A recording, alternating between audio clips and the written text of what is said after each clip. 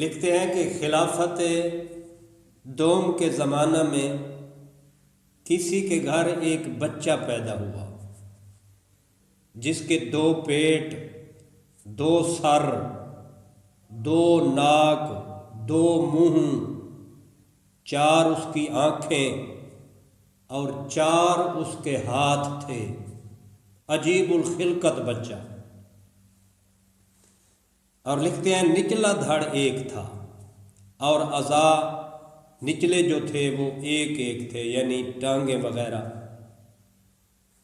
اس کی ولادت کے بعد اس کا باپ جو ایک نامی گرامی سوداگر تھا انتقال کر گیا، یعنی ولادت کے کچھ دن بعد اس کا والد، اس کا باپ انتقال کر گیا۔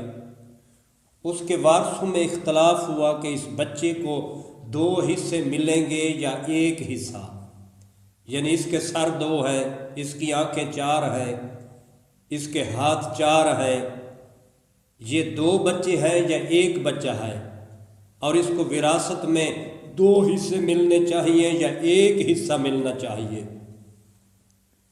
تو بہت رد و قد کے بعد دارالشرح میں حاضر ہوئے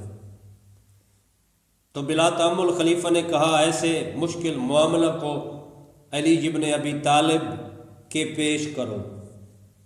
کیونکہ میرے لیے یہ مسئلہ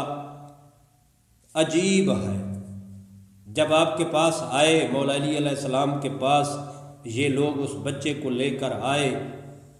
اور اپنا سوال پیش کیا تو مولا نے بلا تأمل کہا، بغیر کسی توقف کے، وقفے کے، اور یعنی سوچنے سے پہلے، ان کے سوچنے سے پہلے کہ مولا کیا جواب دیں گے، پہلے سوچیں گے بعد میں جواب دیں گے، تو مولا نے بلا تأمل کہا جب یہ لڑکا سو جائے یا روئے تو غور سے دیکھو، ایک سوتا ہے دوسرا جاگتا ہے، یعنی اس کی کیا کیفیت ہوتی ہے سونے میں، دونوں اکٹھے سو جاتے ہیں یا ایک سوتا ہے اور ایک جاگتا ہے، یا جب یہ روئے تو دیکھو کہ یہ دونوں اکٹھے روتے ہیں یا ایک روتا ہے۔ مولا نے فرمایا جب یہ جاگے اس وقت اس کا معائنہ کرو، اس وقت اس کو دیکھو، اکٹھے جاگتے ہیں دونوں یا ایک پہلے جاگتا ہے اور دوسرا بعد میں۔ مولا فرمایا جب بولے، جس طرح بچے بولتے ہیں اپنی معصوم زبان سے، تو دیکھو اکٹھے دونوں جو اس کے چہرے ہیں، جو اس کی زبانیں ہیں،